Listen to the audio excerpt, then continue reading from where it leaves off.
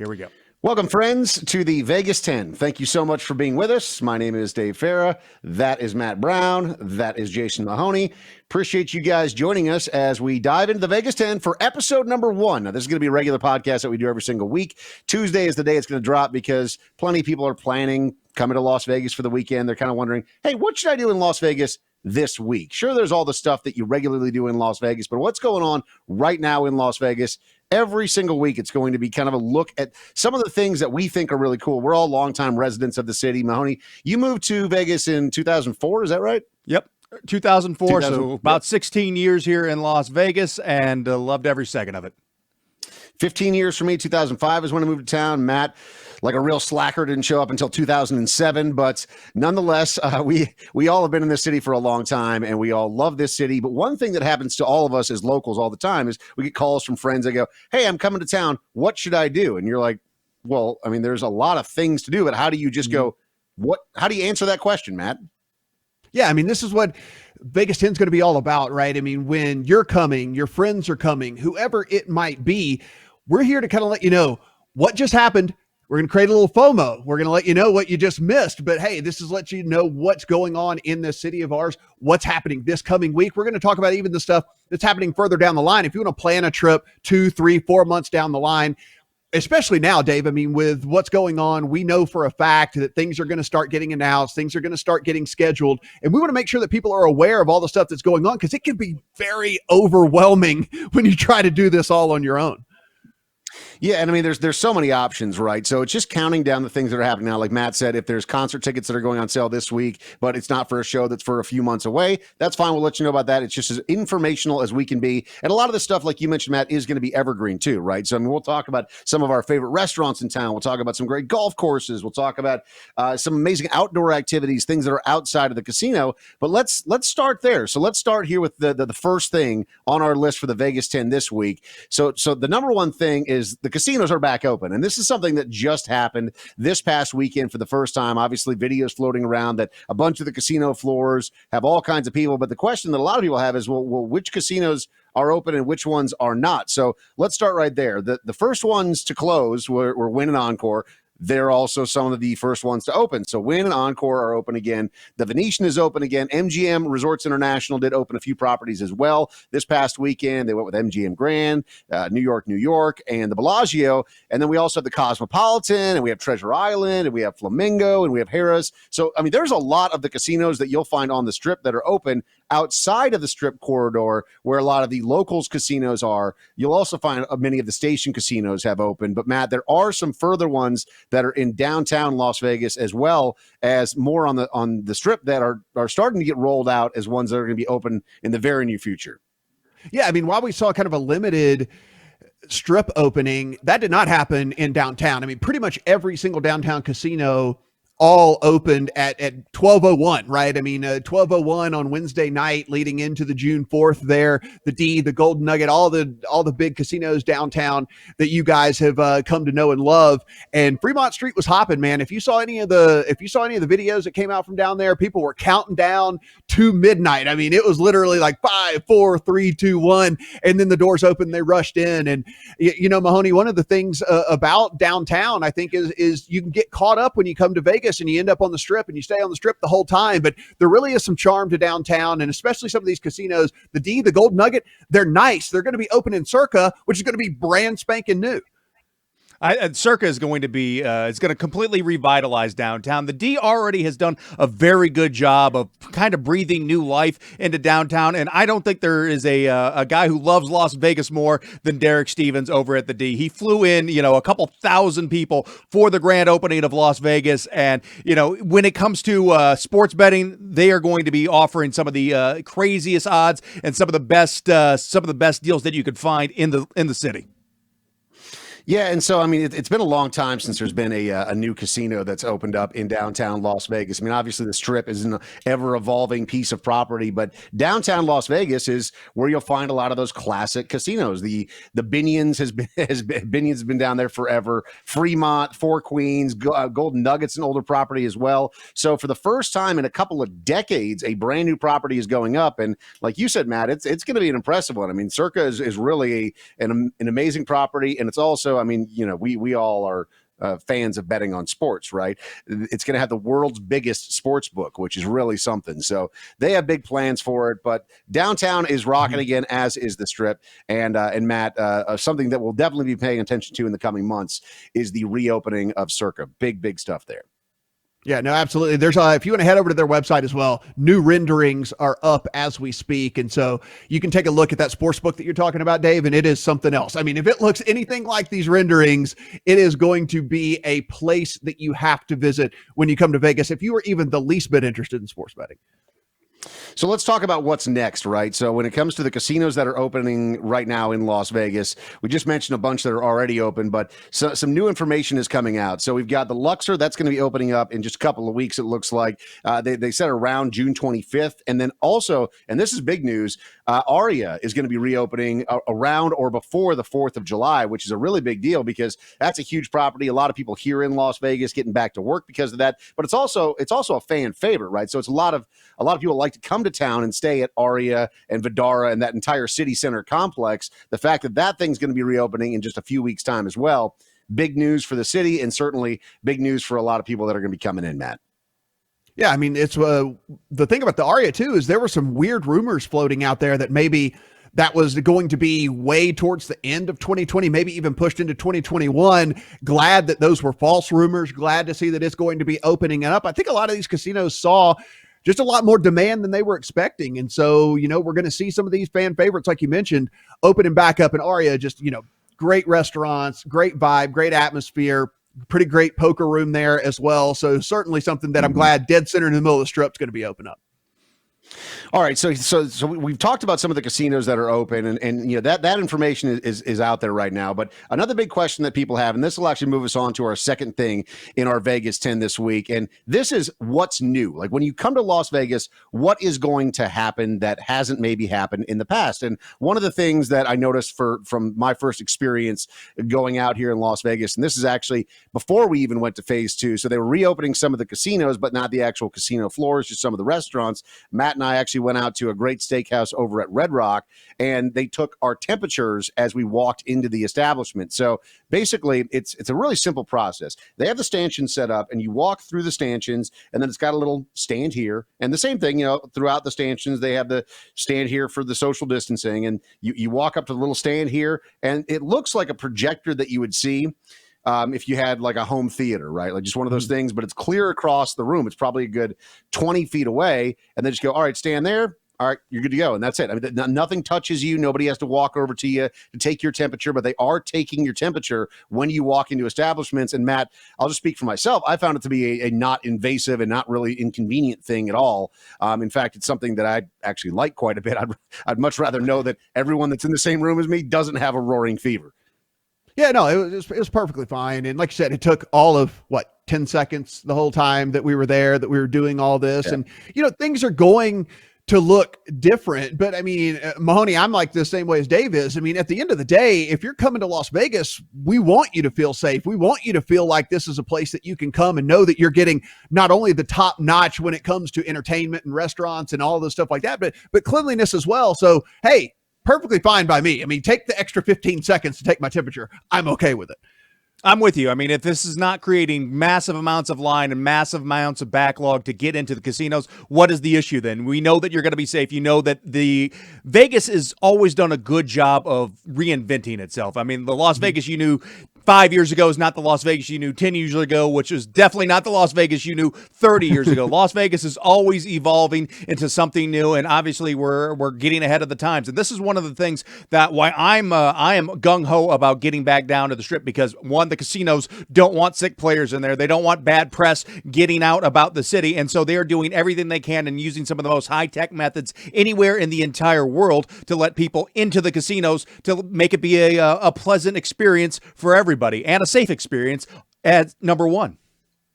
So some people would go, okay, well, I'm coming to Las Vegas to visit. Let's say that I'm going down to the casino and I do have a fever. What happens then? It's not that they're going to boot you out of the casino, but you are going to get quarantined to your room. So they'll ask that you go there. And obviously, every situation is going to be different, but it's not like you're going to be thrown out onto the street or anything like that if you do show a fever. It's just something that you would maybe want to consider as well. Now, when you're actually in your room, Matt, the casinos, and many of them have really gone above and beyond with this, they have little sanitation kits, right? So we've seen this over at MGM where they have all these hand sanitation stations and a bunch of plexiglass dividers on some of the table games that are up. But for people that want to just make sure that their hands are clean, it's not like you have to go find a bathroom and wash your hands. I mean, they literally just plopped them all around the casino floor. But then when you're in your room as well, you have a lot of this portable stuff that they just give to you. So that way you've got the mask, you got the hand sanitizer, wipes, things like that you're able to take out with you if you're, say, going out to play a slot machine and you just want to make sure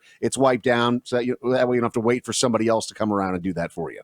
Yeah, for sure. We'll talk about the gaming situation here in just a second. But if you're not coming for gaming, we understand there's lots of reasons that people come to Las Vegas. It doesn't have anything to do with gaming whatsoever. But as you mentioned, yeah, you're going to get your temperature taken. But when you get to your room, they're going to give you a mask. They're going to give you hand sanitizer to take with you. You're going to see hand washing stations all on the casino floor. So you're not having to go seek these out. They're going to be right there for you. You order a cocktail, it's coming to you, and the cocktail waitress is going to be wearing a mask. I mean, everything to make you feel better about the experience and make you feel good about spending your money. Here in Vegas, they've taken every single precaution when it comes to that. But Mahoney, there was one casualty, and we're not going to have buffets, man. That's like I heard that they might be working on an innovation for the buffets though. So this is initially it's going to be it's RIP to the buffets. But I've heard that they are going to launch buffets again. Some properties may start launching buffets again, but they won't be self-served. They will be served for you, which I kind of like better. Can we just do that? Can we just do that always? Because honestly, I love buffets, but even me, who loves as much food as I do, gets a little creeped out by some of the people touching the food. So I feel like serving that food for us is a win-win for everybody. I feel like a lot of these practices that are going into place right now could be great long-term, like even after we've beat this, just because when the normal flu season rolls around, these are great ways to combat some of the spread. Dave, would that make it less gluttonous as well? Because would you feel like worse going back and it's someone else it keeps and you keep going back to the same stage like 9 times? You're like more. You're like, can I get more crab legs and more Jello, please? But they give you that disapproving look, and you.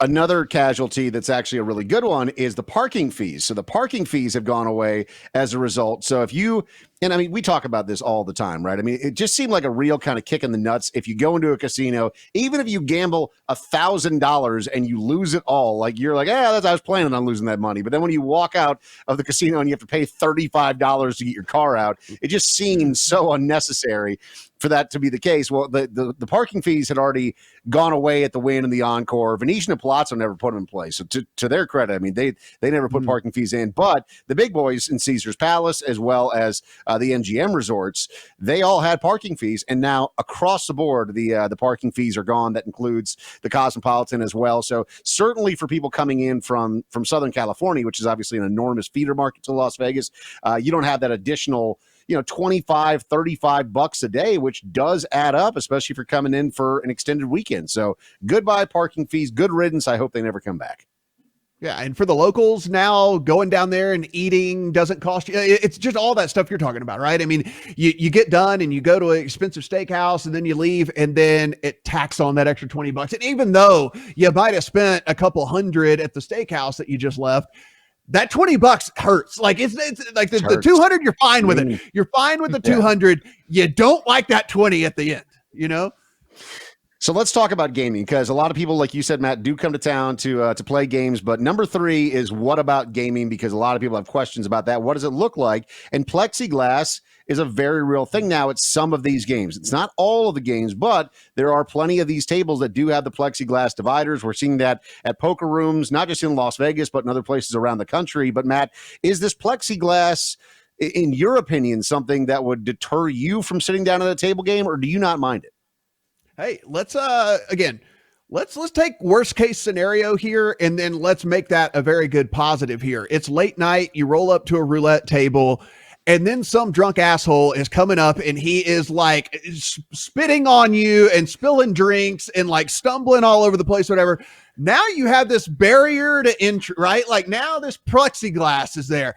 That to me, that is very appealing to me. I've yet to experience the plexiglass. I plan on taking in that this weekend, but I'll tell you, on the surface, this seems like not a bad thing. And it's also brought back some favorable table games as well. I mean, I saw downtown this past weekend, there was a whole bunch of the properties down there that were offering $5 blackjack, which has been increasingly hard to find over the years. $10 blackjack is available at the Stratosphere. So there's plenty of these places around town that are also offering games that maybe had gone by the wayside before the pandemic started. 3-2 Mahoney at the Strat for $10. I mean, like Really? finding $10 table at 3-2. I mean, you don't see that too often, but down at the Strat, they're doing that again. Like you mentioned it a second ago that maybe some of this is as horrible as it was. Maybe there will be some good come out of this, and maybe there will be some good come out of all of this. And if it means that things are a little bit more clean, or that maybe I get a little bit more personal space, or like we're talking about, even from a gaming aspect, that I'm getting 3-2 blackjack on a $10 table, which for the tourists and stuff, that's awesome, man. And like when you come here, like look for stuff like that. I think that is, that's what Vegas used to be all about. And hopefully maybe that some of this change will actually become permanent. No city like Las Vegas experienced the kind of, the kind of shutdown like Las Vegas did. And we run on tourism, we run on gambling. And I think we are going to enter a kind of a new golden age for at least for a little bit of promotions that are being run. Obviously, they roll back, as you said, Dave, the parking fees, 3-2 blackjack.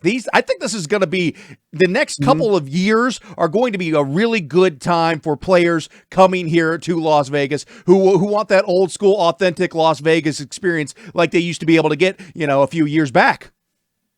Yeah, and I'm not mad at the idea of there being, limited spaces available at some of these slot machines as well. Like if there can be a slot machine that separates me from the person that's sitting next to me. One little hack that you should be aware of is that if you are, say, with somebody, let's say you're with your husband or your wife or your boyfriend, girlfriend, whatever it may be, and you guys are in the same household and you want to play two machines together, most of the properties will accommodate that. So if you just find a floor attendant and you say, hey, we want to play these two machines next to each other, they will accommodate.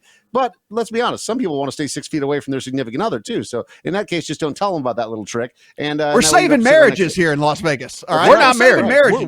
I don't know who that is. She can't be watching me when I'm donking off right now. And I will say those little keys that they've got too.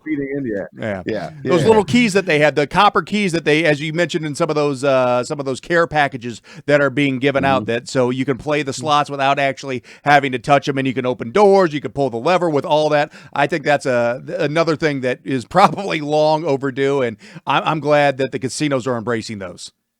And there Dave, is some we were wondering. I was going to say, like, we were wondering if poker was actually even going to be a thing, right? Because when you talk about games that there is a lot of swapping, and where, poker would be that, right? I mean, you're touching cards all the time, you're changing chips back and forth all over the place, but so far so good. 5-handed tables are open at the Venetian, the South Point, Golden Nugget, and the Orleans. And if you look at the wait lists, guys, it has been absurd. Some of these wait lists, 40 and 50 people long, waiting to get in some of these games. So we were wondering whether people would be ready to get back to the actual poker table. And the answer, at least so far, is they're ready to get back to the poker table for sure.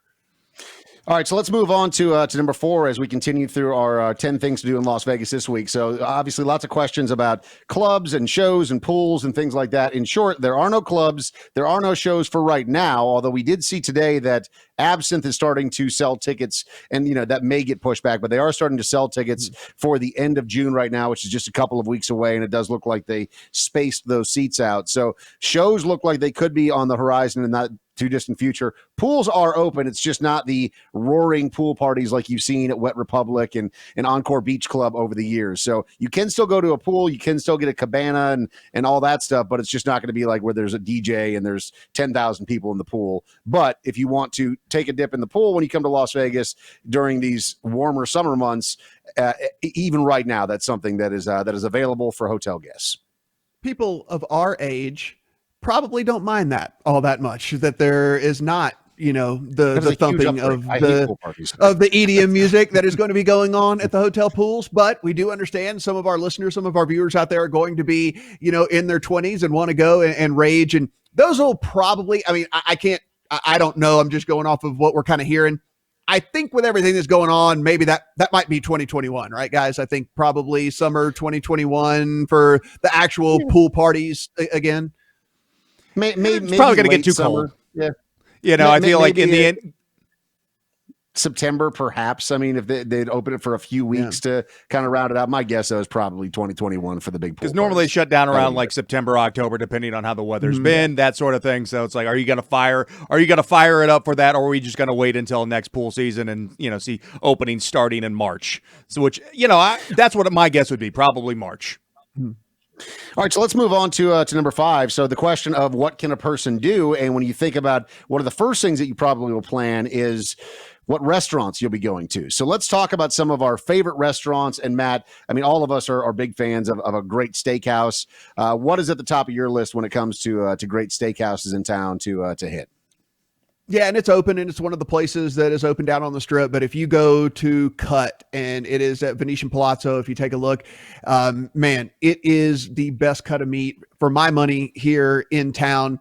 All three of us have had dinner there on a couple of different occasions. They bring the old-fashioned carts around to you, where we did maybe a little more damage than we wanted to whenever that bill came around towards the end of our last trip there. But a little foggy there, a little foggy. we might have put some damage on that old fashioned cart. But I mean, the whole experience is great. The atmosphere is great. And again, just that cut of meat, Mahoney, you know this as well as anyone. They offer some of the cuts of meat there that really you can only get at a few different steakhouses, even in the country. So, I mean, it really is an experience to go there here in Vegas. Yeah, I mean, some of the highest end steak that you could possibly find anywhere in the world, that A5 Wagyu. I mean, it is the creme de la creme. It basically is butter in steak form. It melts in your mouth. You are going to you're not going to come out of there with a low bill if you do 8 or 16 ounces of the A5 Wagyu. But I promise you that will be, as Matt said, the best steak you will probably have in your entire life. So a couple that are great steakhouses as well in the station casinos. If you want to go to Hank's over at Green Valley Ranch, that is open again. Matt and I, with our wives, we went to T-Bones over at Red Rock, which is just one of my absolute favorites as well. And what's pretty cool is that they don't bring you a menu when you go to T-Bones. So they have one of those little QR codes, and it's not like the sort of thing where you have to download an app or any of that nonsense. You literally just hold your camera up to it, and then the menu populates right on your phone. And I'm like, this is also something that I could totally get behind, as opposed to there being menus in dark restaurants and you're trying to figure out what's what. And if you can just sit there and scroll on your phone, it's great. So that was a nice. And the other thing the other thing we learned too is like, so you have the wine list or the drink list like right there on your phone as well, because that's always one of the other things. Like they come and they take the menu from you and you're like, leave the wine list or don't leave leave the drink list. You don't really know, and you but you just got it right there in your palm, so you have it too, right? It's like this huge book that where do you put it sitting on the table, and what do you do with it? And you end up sitting it down by your chair, and then you forget. So those are some great steakhouses. And it's eco-friendly too. Over at That's for sure it is. Yeah, because a lot of the menus also get trashed by people with gross hands. So or the paper ones, Yeah. Yep. SW Steak over at the Wynn is another good one that is once again open again. And then Matt, outside of just the restaurants, I mean, if people want to not do some big eventy type thing, but still feel like they have something on the schedule that's flexible, the conservatory over at Bellagio is also once again open, and they've got that all decked out with all the beautiful flowers. And it's that is readily available for everyone to go check out right now. Free as well, if you want to go and do that. The high roller Ferris wheel here in town is back rolling again. Now, excuse me. It is an observation wheel. Is it the world's largest? I think it's the world's largest, or was. Yeah. So we're gonna claim it is. We're gonna the biggest one in the city. It's definitely the biggest one I've ever seen. They had one. They had one over in London, and they made the one here slightly bigger, just to be like the world's largest observation wheel. And you're like, That is not free, however, but you can ride that. That's open. That's going again. And Dave, you mentioned it at the top of the show. There are still a lot of properties on the Strip that haven't opened yet. But basically, what we're saying is there's still a lot to do here with the ones that are open, right? I mean, there is still a ton of stuff to do. And then even if you're not into completely just casino hopping the whole time, we actually do have some other options as well, which is like, stuff that we'll go deeper into in future podcasts here, but we at least wanted to bring up some of these other things here because there are going to be people coming to town this week, next week, over the next few weeks. And yeah, you're not going to have the full array of options that you would normally have, but we still have some cool things you could do that this would be the time to take advantage of those. And there's more going on here than it's going on in your hometown. I promise you that much.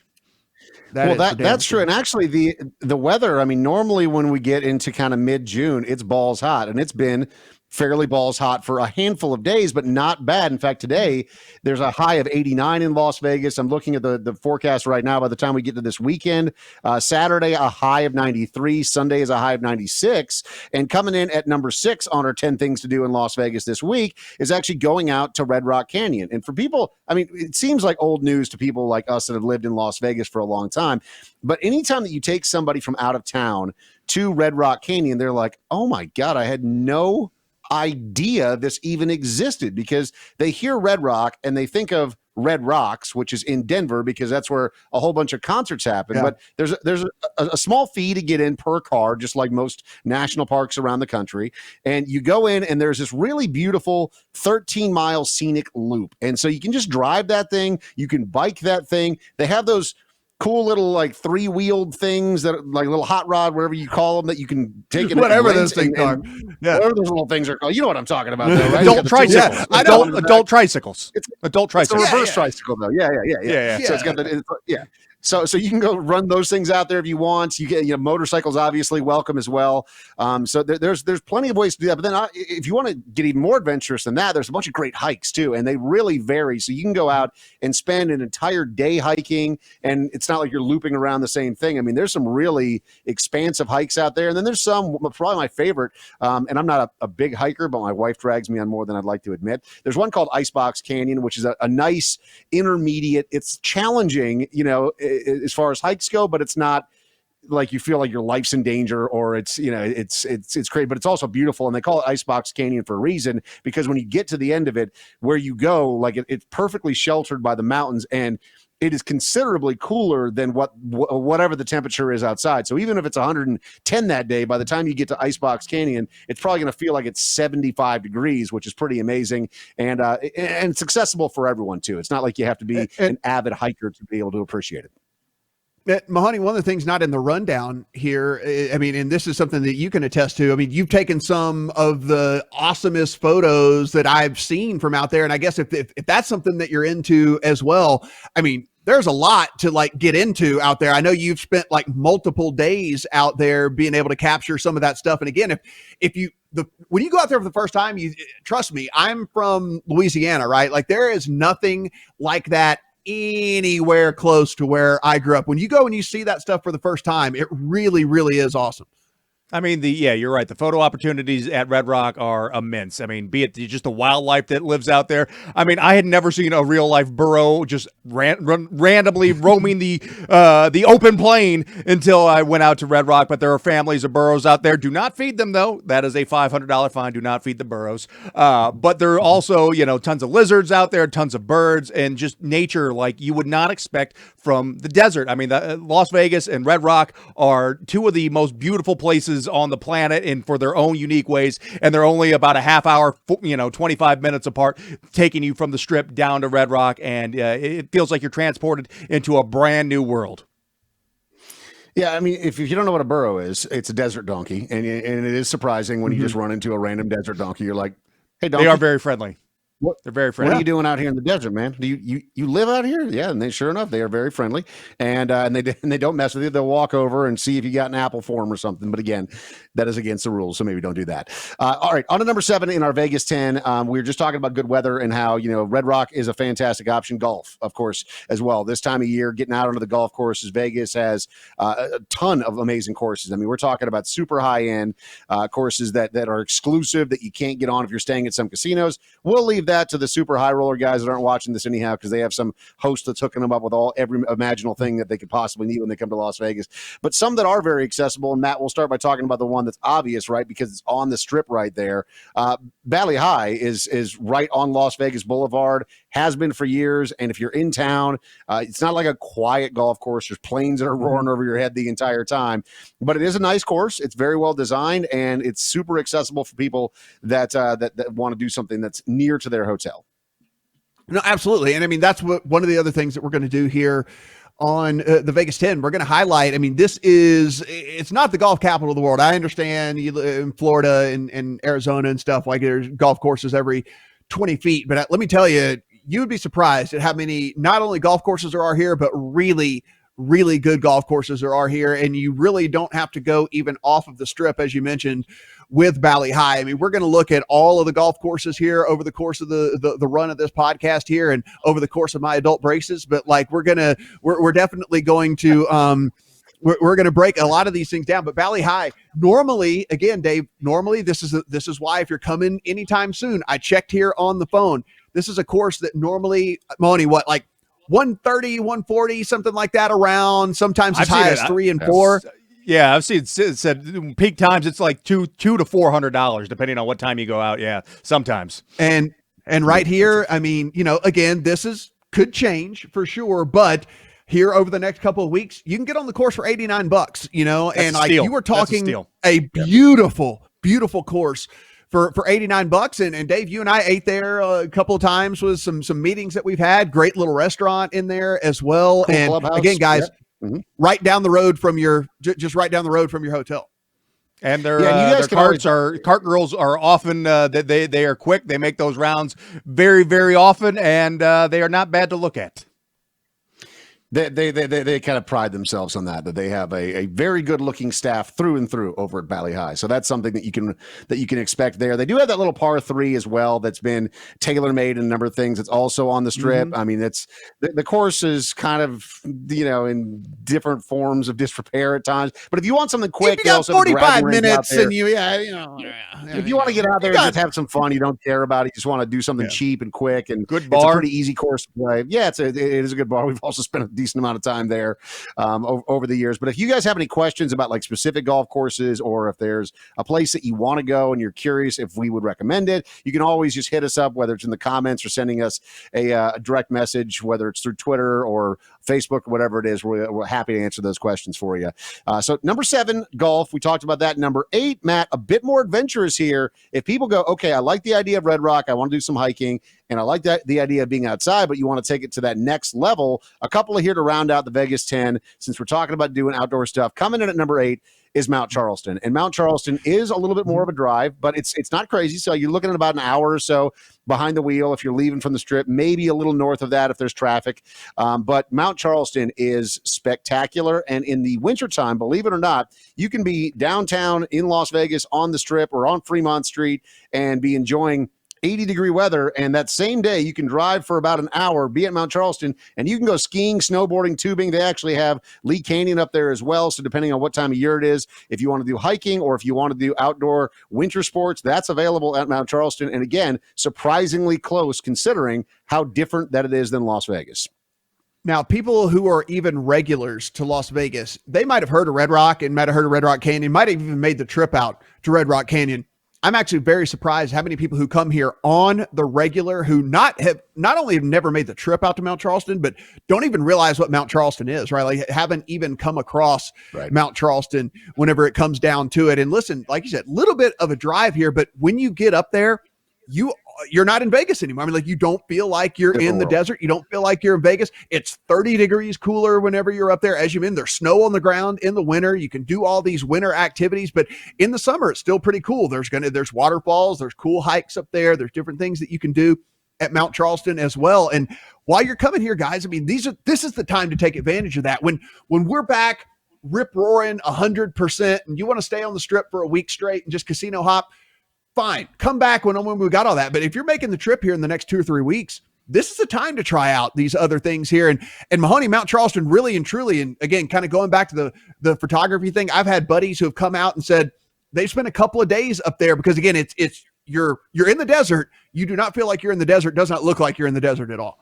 No, it feels like you could easily mistake photographs of Mount Charleston and the surrounding area for Colorado or other, like rocky mountainous states that have just beautiful landscapes. You said the photography aspect of that is huge up there. The nature aspect is amazing. And it, like Dave said, loves to hike. But sometimes when, if it's June or July or August and the weather gets a little bit hot and you're not into sweating your body weight out, Mount Charleston is perfect because, as you said, 30 degrees cooler, and it's a nice, short trip away from the strip to cool down for a couple hours. And if you go even at night, just to be able to see the stars from up there, because the light pollution isn't nearly as bad, the elevation's much higher, and it's a great sight to see here in Southern Nevada.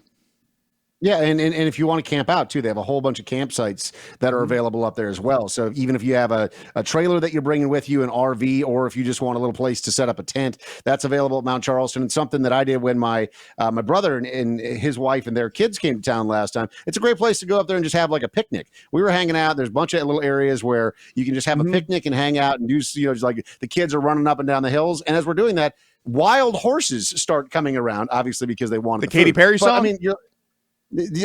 mean, you think about somebody with a boombox playing Katy Perry.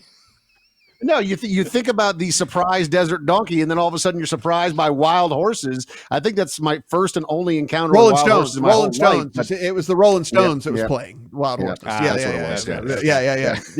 Didn't Bono you two sing about wild horses too? Yeah. Okay. So see, I've been out of the game for so long, Dame. I forgot about the picnic. That is the pro move. Yeah. Back in the single days, the picnic up to Mount Charleston, romantic, awesome, but been married. That's actually an insider tip right here. If you're coming with a lady friend that you're still in that, hey, I'm trying to really impress her phase, you wake her up one morning and you say like, hey, we're going to take a little trip out here. And the next thing you know, you end up at Mount Charleston. You're having a picnic amongst the trees and the waterfalls and the things that go like that. That's an insider tip right there. That's a pro move, Mahoney. That's a good call. We call that the lie phase. It's when you're pretending like you like all of this stuff that you don't. You're like, I love picnics and hiking. What are you talking about, baby? This is stuff that I do all the time. So there you go. That's number 8. Coming in at number 9 on the Vegas 10 for 10 amazing things to do in Las Vegas this week. And this is something that just started renting the boats again, so you can get back out on the water. We actually all did this together this past weekend. It was my sister-in-law's birthday, and so we all went out to Lake Mead and we enjoyed the boating out there. So there's 2 different marinas. If you're coming to town, there's Lake Mead Marina, and then there's Colville Bay, and then there's also another one that's over on the Arizona side. But if you want to do one that's easy to access, Lake Mead Marina is probably the easiest one to get to. Colville is not that bad. You're talking about 45-ish minutes from the strip, and it's great. Lake Mead doesn't have any houses that are on it. It's all this amazing area that has this beautiful rockscape around it. There's no homes that are allowed on it. It's actually a national park out there. So same thing, you'll pay a small fee to get in. You'll go out there. You can either rent a boat. There are some beach areas that you can go to, but it really is a spectacular place to spend a day. And the actual size of the lake is very impressive as well. So you can bounce around and enjoy all kinds of stuff out on Lake Mead. They have jet skis. They have pontoons. They have deck boats. They even have the double-decker party boats. So there's all kinds of stuff that you can rent from the different marinas as well. Pro tip, call in advance if you're going to do this. Well in advance, get one of the double-decker party. Yeah, get one of the whatever. I can't remember if it's party pontoon or whatever they call it, something like that. But just say you want the double-decker with the slide coming off the top. They'll know what you're talking about, and that's definitely the one you want. It's got a bathroom right there on it. It's got a grill on it. It's got a bar on it. And, again, it's got the little sun deck on top and a whole shade area below. Mahoney, I wish we had those are good for 10 people, and it'll cost you about $500 to $600 for the day, which really isn't that bad if you're dividing it up amongst a group. So, the one with the double-decker one is the bomb, no question about it. Mahoney, I wish we had an awesome story to tell about our experience on the double-decker boat right now, but we killed our double-decker boat. Yeah, as we were Yeah. getting ready We to actually get went out onto this the double weekend, and decker. we were on the boat. We had everything all set up. We had the beer, and we had the So appetizers and everything all laid out. We And then they killed go, it. the engine seized up on this one. You guys can't have it. So, There, but Lake I Mead have is never awesome experienced. every single time I'm out there. I've never experienced such letdown in my life. It's like Christmas, and you see a bike-shaped present under the tree, and then you open it up, and it's a fan. So what? I don't know how.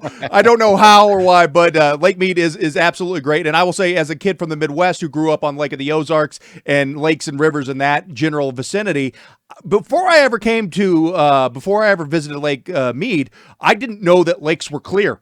You know, I was blown away that how much water, how deep you could actually see into the Lake Mead water, that it wasn't a muddy mess like I was used to back in the Midwest. So that was a nice, fun experience for me coming out to Lake Mead for the very first time. But Dave, we've been out there several times. You can still have a blast on one of the deck boats. You can still have a blast on one of the regular pontoon boats. So don't let us discourage you if they're all booked up. We're just saying, if you can get your hands on one of the party pontoons, I mean, that's where you want to be. And you can have fun on a jet ski. We saw a dog on a jet ski this weekend. Where else are you going to see a dog on a jet ski? I forgot about that. We did see a dog on a jet ski. Who would have thought our list of the 10 things to do in Vegas this week would include 3 surprise desert donkey, surprise wild horse, dog on a jet ski? I mean, that's just Dog the on a theme jet of ski. Las Vegas. Expect to be surprised by some kind of animal when you're here. Also, bighorn sheep out at Lake Mead. You'll see those from time to time. A bighorn It's sheep. pretty Animal. So, That's right. yep, a bighorn sheep. Coming in at number 10 on the 10 things to do is just simply a look ahead here, Matt. So obviously, you know, Vegas and where we sit right now today, and even in the weeks to come, if you're planning a trip here, there is probably a lot of questions that you have, right? You're like, well, what exactly is going to be open? What's not going to be open?